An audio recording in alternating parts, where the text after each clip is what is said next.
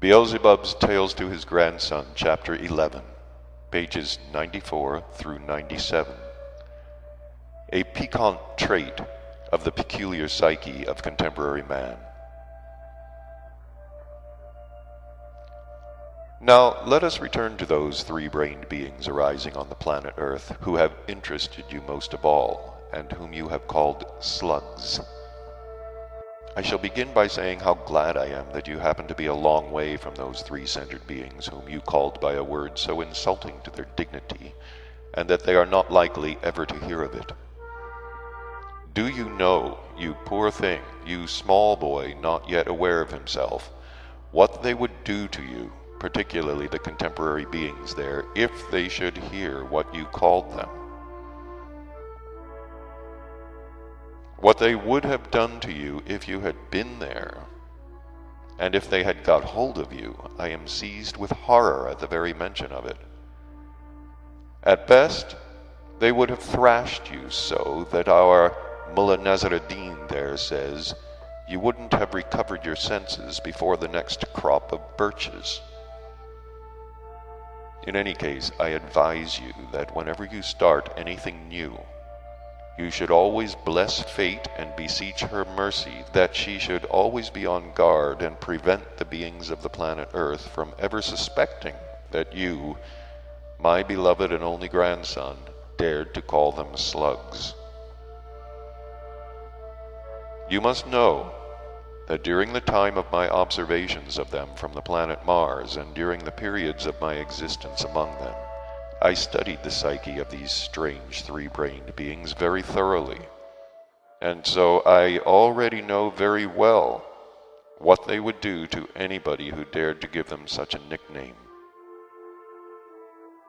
To be sure, it was only in childish naivete that you called them so, but the three-brained beings of that peculiar planet, especially the contemporary ones, do not discriminate such fine points.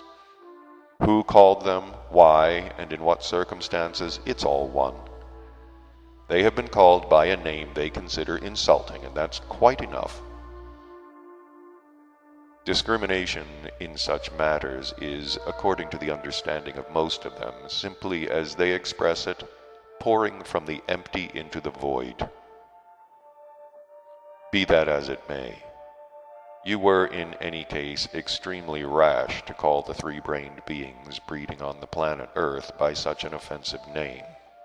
First, because you have made me anxious for you, and secondly, because you have laid up for yourself a menace for the future. The position is this. Though, as I've already said, you are a long way off, and they will be unable to get at you to punish you personally, yet nevertheless, if they should somehow unexpectedly chance to learn, even at 20th hand, how you insulted them, then you could at once be sure of their real anathema, and the dimensions of this anathema would depend upon the interests with which they happen to be occupied at the given moment. Perhaps it is worthwhile describing to you how the beings of Earth would behave if they should happen to learn that you had so insulted them.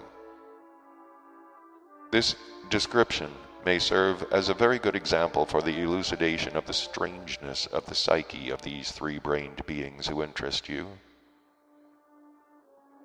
Provoked by such an incident, as you are thus insulting them, if everything was rather dull with them at the given moment, owing to the absence of any other similar absurd interest, they would arrange somewhere in a previously chosen place with previously invited people, all, of course, dressed in costumes specially designed for such occasions, what is called a solemn council.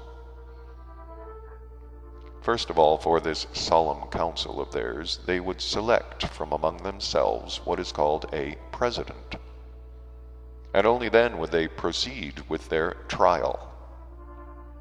To begin with, they would, as they say there, pick you to pieces, and not only you, but your father, your grandfather, and perhaps even all the way back to Adam. If they should then decide, of course, as always, by a majority of votes, that you are guilty, they would sentence you according to the indications of a code of laws collated on the basis of former similar puppet plays by beings called old fossils. But if they should happen, by a majority of votes, to find nothing criminal in your action at all, though this very seldom occurs among them, then this whole trial of theirs, set out on paper in detail and signed by the whole lot of them, would be dispatched. You would think into the wastepaper basket. Oh, no. To appropriate specialists. In the given instances, to what is called the hierarchy or holy synod, where the same procedure would be repeated. Only in this case you would be tried by important beings there. Only at the very end of this true pouring from the empty into the void would they come to the main point, namely, that the accused is out of reach.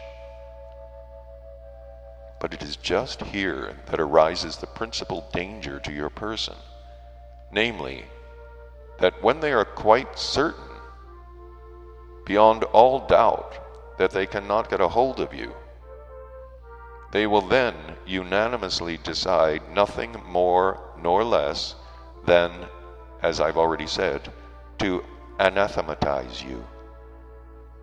And do you know what that is and how it's done? No. Then listen and shudder.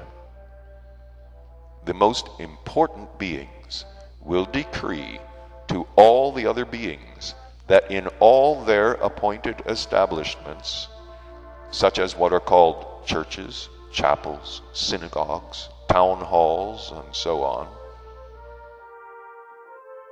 special officials shall on special occasions, with appointed ceremonies, wish for you in thought something like the following: that you should lose your horns, or that your hair should turn prematurely gray, or that the food in your stomach should be turned into coffin nails, or that your future wife's tongue should be 3 times its size, or that whenever you take a bite of your pet pie, it should be turned into soap, and so on and so forth in the same strain. Do you now understand to what dangers you exposed yourself when you called these remote 3-brained freaks slugs? Having finished thus, Beelzebub looked with a smile on his favorite.